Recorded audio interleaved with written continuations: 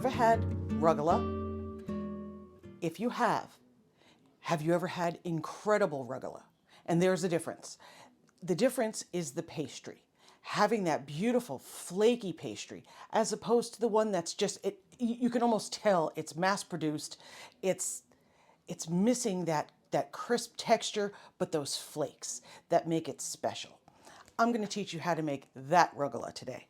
And the beauty of it is this pastry, while yes, we're making 2 varieties of rugelach today, there are so many things you can do with this dough. So this particular pastry dough is something that you want to have in your arsenal, whether you're making these type of beautiful little pastry type cookies, or if you want to do even savory little hors d'oeuvres, you can go wild with this. This particular dough is a keeper.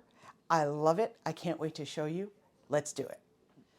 As with so many things, you can take the same ingredients and change the method or the technique and end up with a completely different result. That's one of the things that makes such a difference in rugelach dough. Most recipes, in fact, almost all, will call for butter and cream cheese.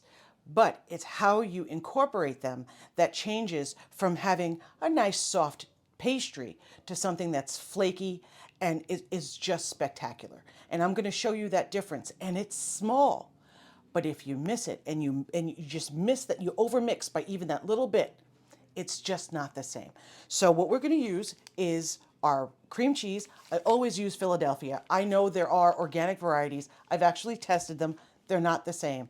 And, you know, sometimes it doesn't matter what you do. You just can't replicate. Cream cheese is one of those things. I'm sorry. I really have tried. I've even tried homemade. While delicious, not the same. Okay, we've got our European style butter. That extra fat matters. This is not the time to use American butter. I don't like American butter, so there you go. But this is really important that you don't use it in this case. We need the extra fat. We've got our Redmond's real salt. It's the only salt I bake with. It's great.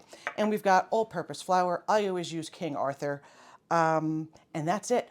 Now, most recipes will show you making this dough in the food processor. That's one of the ways you actually ruin those flakes that we're looking for, because it takes the butter, the fat, which are these two, and it incorporates them too quickly. Therefore, we can't control it, and they're overmixed. And what we want is to see those little bit of streaks. We want to see a little bit of that cream cheese and a little bit of that butter, because as we fold our dough and we make our dish, that's where the steam is going to separate, and it's going to cause those flakes.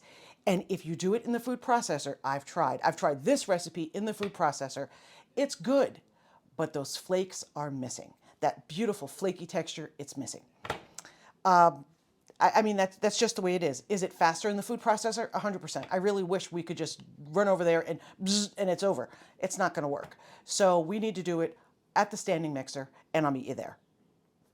As always, the recipe will be included. We are going to make 2 varieties, and I wrote them down. We're going to make a chocolate because, I mean, who doesn't want chocolate rugelach? That's the best thing ever. And we're going to make one that's a little bit different, and I'm looking forward to showing that to you. Okay, so I'll meet you at the mixer, and let's get on with it. Take all the goods. Off we go. Okay, so here we have our butter and our cream cheese. Now, usually, we would cut these pieces up, and so make it easier for them to blend. I am not doing that on purpose. I want it to actually be a little more difficult to blend so that I can maintain control, or at least a little bit more control. We don't want a completely homogeneous mixture. I want to be able to still see some streaks between the butter and the cream cheese, which is why I've done this. It just gives me a little bit more room for error because, let's face it, I'm a clumsy person. I did tell you that. Just scraping, and also allowing myself to be able to see. Let me pull a light even closer.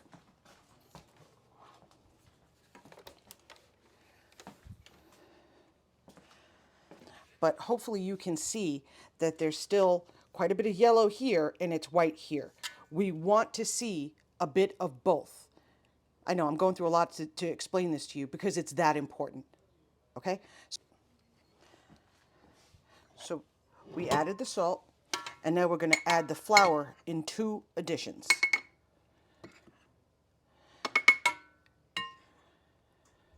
Again, the reason is because we want to maintain as much control as possible. I've scraped down the bowl. We're not going to raise this to high. As soon as it seems like most of the flour we just added is incorporated, we're going to turn it off.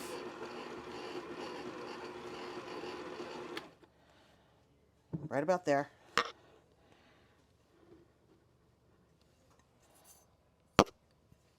And then the last. And stop. That's all we're going to do. Let's pull back a little so you can see. So there's still a lot of mess in the bowl. We're going to pull it together with the rubber spatula because we want, of all things, we want to avoid over mixing. I know this is, I just keep saying it and I'm so sorry, but I have to be as clear as I can because this is where the difference is made. And you'll notice there is no sugar in the dough. It's because this dough is, you know, if you're going to make it into something sweet, that's done with the filling. So you can really go any way you want with this particular dough. I love that. Very, very versatile and so tender. And what makes it so tender is the cream cheese.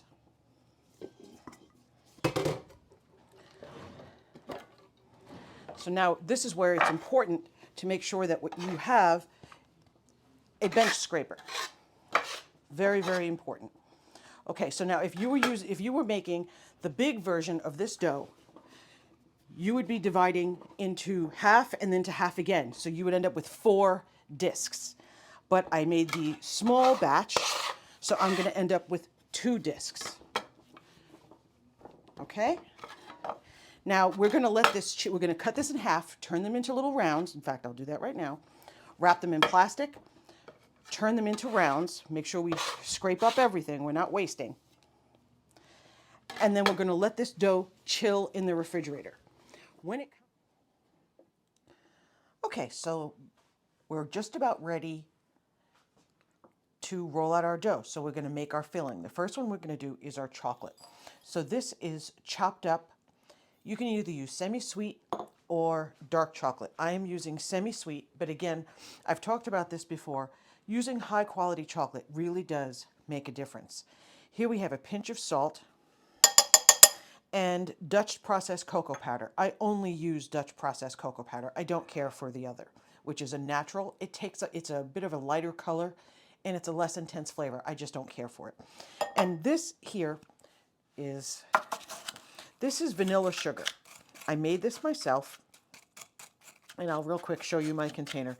It's humid, so my sugar is sticking together, so I'm just breaking it up a little bit. And we just mix that together. And we're going to give this a nice stir. Make sure that there are no clumps, or as few clumps as possible as far as the sugar goes, stuff like that. We don't, here, see there's a little bit of sugar here. I'm actually going to break that. Don't want that. Okay. Make sure we don't have the salt or anything dropping right to the bottom. If you see a big clump of sugar like I just did, you break it. Okay, now I'm using vanilla sugar. Do you have to use vanilla sugar? No. Okay, so let me show you my vanilla sugar. Let me make sure I'm in the, let's see. Okay, so here we have, it's just labeled. I'll open it up for you. This is just my natural sugar, and I have vanilla beans that I've already pre-scraped. I'm making sure I'm still in here. And when I have vanilla beans that I've already used, I've scraped the little beans out of, I save them and I stick them into sugar. And you just give it a seal and you let it sit for about 6 weeks. And the entire batch of sugar takes on the most beautiful vanilla flavor. And I like to work with it that way. It's delicious. Okay, so we've got our filling. Okay, so that's filling number 1. And our other filling, now in this case, we've got, this is apricot preserves. That is homemade. If you don't have homemade, that's okay. Just get the best that you can. We've got cardamom, a pinch of salt. Just mix that together. We've got toasted almonds that are chopped up. they're not chopped fine. I like a little bit of bite. And we've got an orange that we're going to take the zest of. Okay, so get all that stuff ready. And then we have a beaten egg. Make sure we're all ready to go. Now we're going to roll out our dough. This dough can be a little on the sticky side. So we're definitely going to get our flour down on the board. This dough has been nicely chilled. I let it chill for just about 2 hours. It's easier to work with when it's chilled. Now we're going to do 2 different shapes of rugelach. With the chocolate, we're going to do in a log shape. And the almond, we're going to do in the traditional crescent shape. So what you're going to see me do is I'm going to keep going. I want a rectangle. Whoopsie daisy. See, it sticks.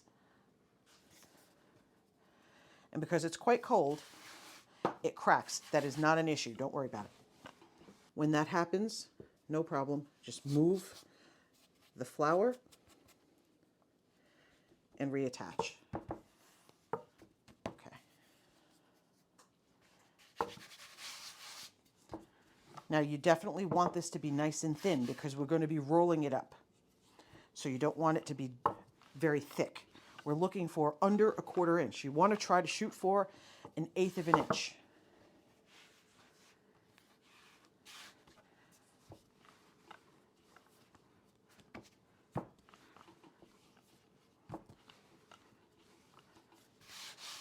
Okay, we're almost there.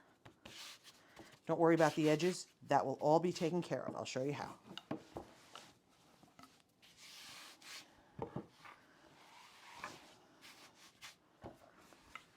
Because we're wide enough now, so now I'm just adding the length.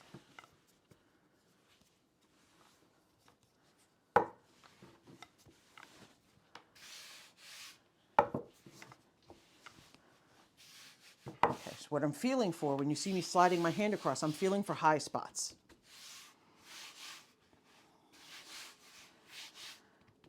Okay.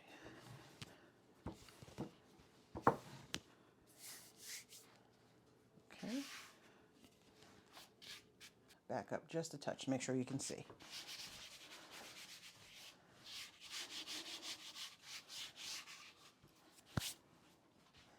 Okay. Now, I'm just taking off what is obviously out of shape. Don't throw it away. We can add it to the rest. It's just easier to work with when it's not a hot mess. This side doesn't matter. Okay, so what we want to do is remove this flour. We don't want to roll the flour up. So we're just removing the extra flour. Make sure we have all the extra flour removed.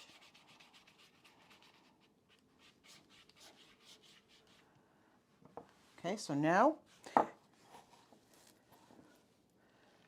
you're going to leave just a little bit at the top without a filling. Everything else gets a nice coverage of the filling. All the way to the edge.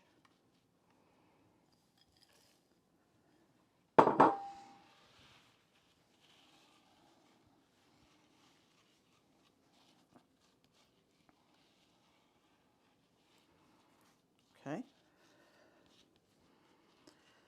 Now the solids, the chunks of chocolate, we just want to make sure they're as even as we can get them.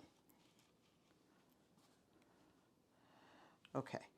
Now, we leave that bit without any filling because I'm going to put egg right there. Make sure you can see my finger. Yes, okay. So I'm going to take just a little bit of my egg wash. Do you have to do this? Is this common? No. I like to do it because I really prefer when my rugelach don't unfurl.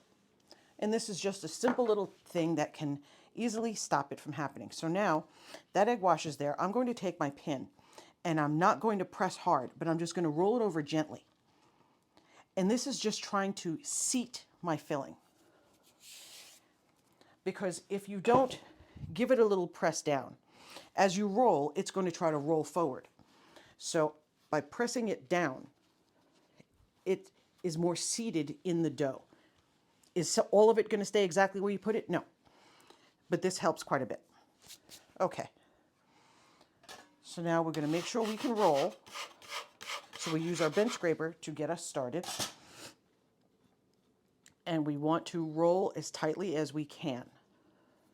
This is not a dough that has to rise, so we don't need room for yeast to work. Big chunks of chocolate, throw them back in.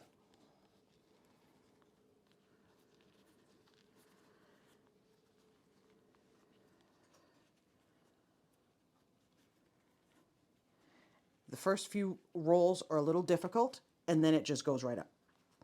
As you see any of the big pieces of chocolate come out, drop them in.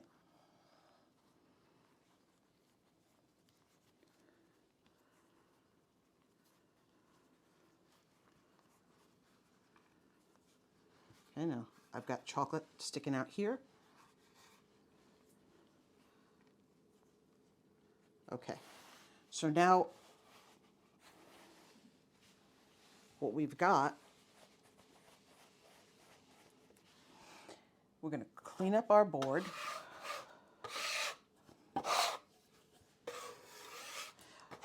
We're going to leave this seal side, the seam side, down. Now that seam is sitting on top of the egg that we just put there. I'm leaving it sit there so it can just set just a little bit, so it will hold. And I'm cleaning up my board. Okay. So now I'm just squeezing it to make sure that we are firmly locked in. The edges we're going to have to cut off anyway. Don't worry about that. Okay. Now, put this back in the fridge and let it chill again before you cut it. Let it chill for about 30 minutes. It's going to be much easier to handle. Now that it's all rolled up, we're going to let that egg that we put on there seal. And it'll dry and it'll hold it shut. And it just makes it easier when we're going to egg wash it, sprinkle the top with sanding sugar, and then cut it. So we're going to get this all set, put it on a sheet pan that's lined with parchment paper, and get it back in the fridge for 30 minutes.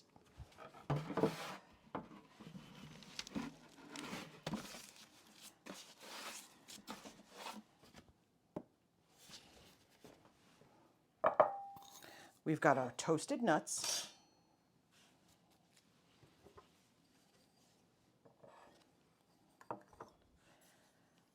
salt, and a little bit of cardamom. Just stir that around. Make sure the nuts are all coated with the salt and the cardamom.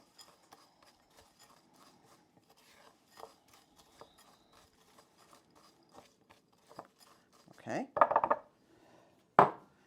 We've got our jam, and we've got our orange that we're going to use just the zest of. Now we're going to roll this out the same way you would if you were rolling out a pie crust.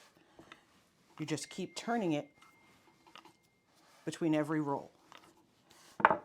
Make sure that we've not, whoopsie daisy, we've not moved aside all of our flour so we don't stick. We want to make sure that it's still moving.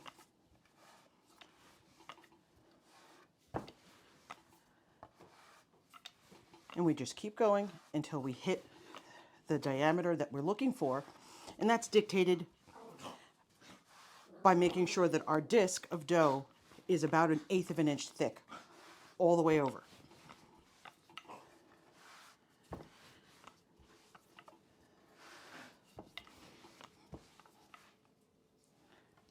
Starts to stick on top like that just did, sprinkle on a little bit more flour. Muggsy, no. Sorry.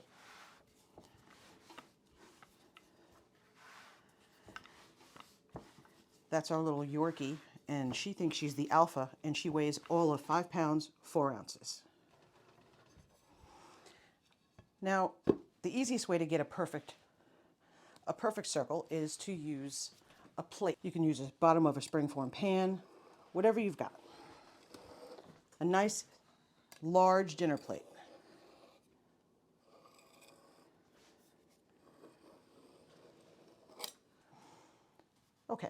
So we're going to start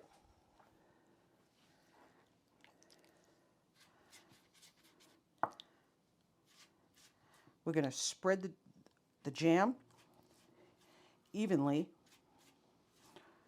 from edge to edge, every bit covered. Now we're going to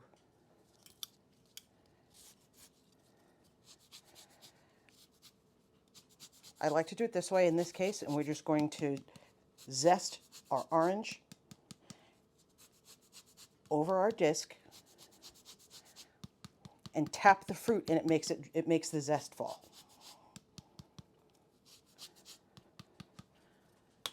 Okay, and then the last step is we're going to spread our toasted, very important, toasted almonds.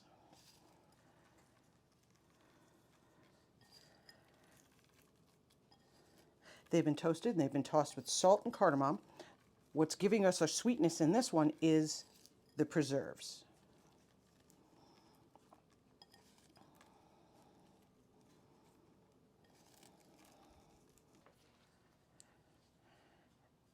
I just like to add a little bit more. I want to use up every bit, so I just drop it on.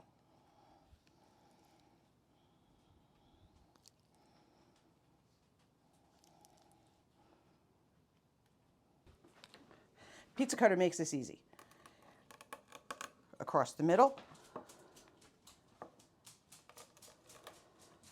Okay, so you've got it cut in 4. Then you're coming across.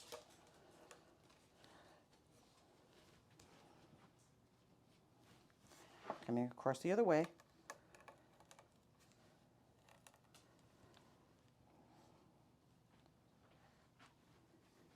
And now it's not as easy to go completely across because they're free. So you come up the center of each little wedge.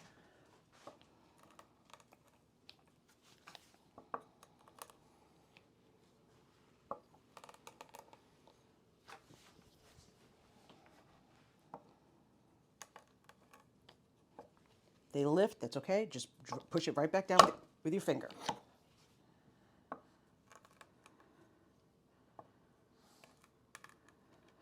Okay. Okay, we're going to pull wedge out.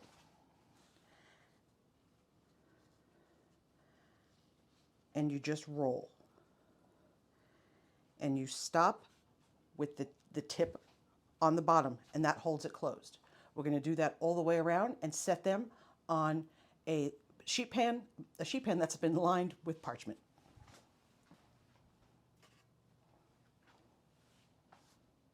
When you've got a little piece of fruit like that, push it to the back and roll right over it.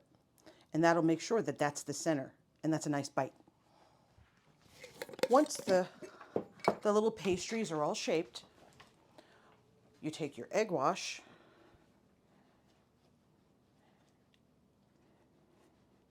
try to get the whole thing. Now, they are not perfect in their size. Some are slightly larger than others, and that's okay. When you need it to be perfect, which sometimes I do, that's when you use a ruler.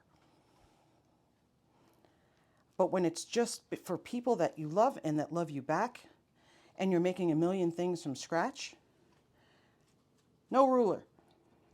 For the love of God, no ruler. But when you're giving them as gifts and they have to be perfect in the box, please, please, please, let's use our kitchen ruler. Now we're egg washing everything. That's going to give us that nice shine, but it's also going to hold on our sanding sugar. Now remember, this dough does not have any sugar in it. So while it seems like I'm going to hit it pretty hard with sugar, there is no sugar in this dough. Whoops. So the sweetness from this little pastry comes from the filling and from whatever you sprinkle on top.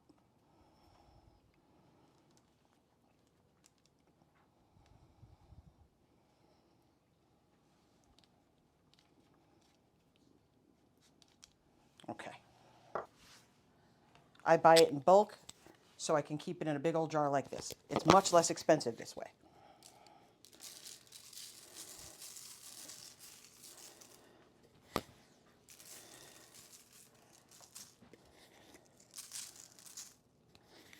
And you really get it. It adds a nice crunch. And of course it adds the sweetness that the dough does not have.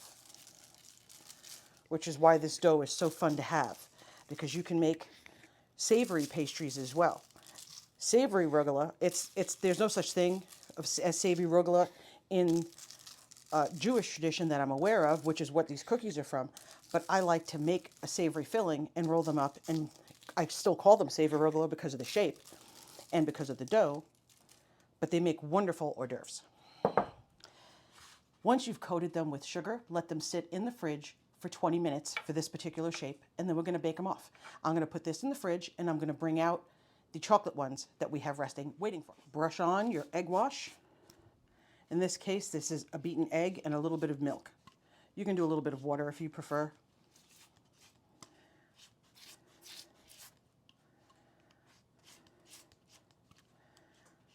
I use a very little bit of the milk because I really wanted this to be nice and sticky, because I also used it to seal. Make sure I get all the way on both sides.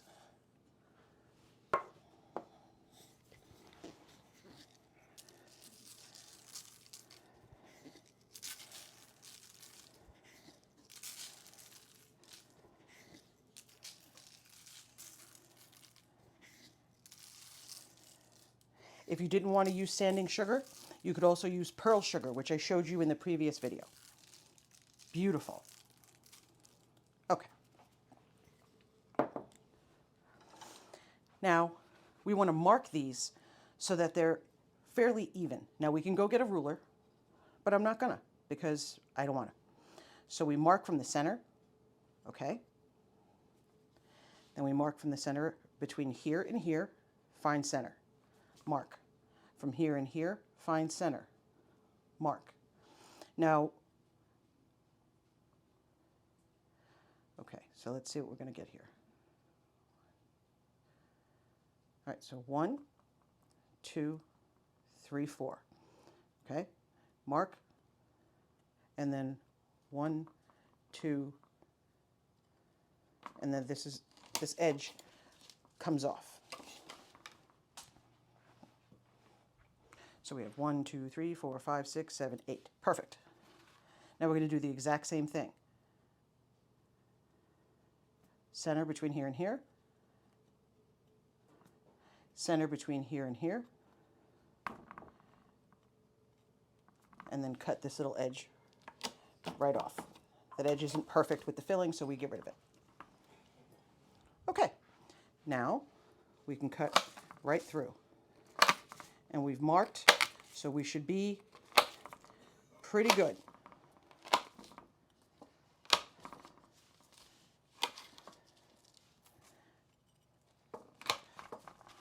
Okay.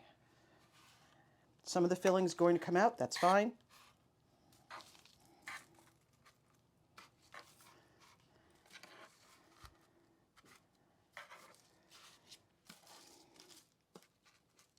See, that one's a little bit big.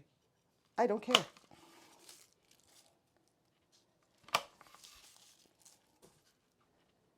Now, there's another way that you can bake these. I bake these standing up. I prefer it. But there is another way you can bake them like this. So if you want to bake them this way, you absolutely can. I prefer them standing up. I'm spreading them so that they bake evenly. And that real big one, I move it to the edge. The edge bakes faster than the middle. So if you have something that's just bigger than it should be or something smaller, you move that, you adjust on your pan.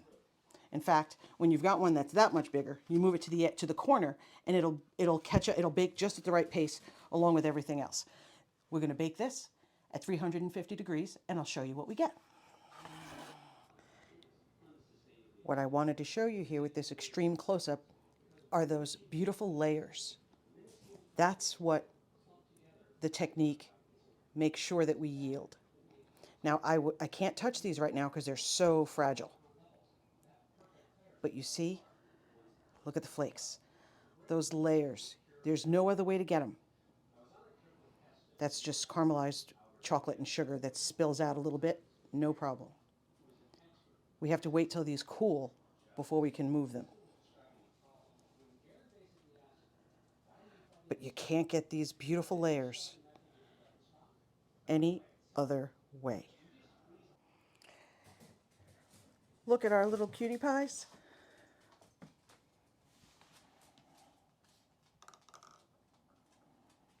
Aren't they beautiful?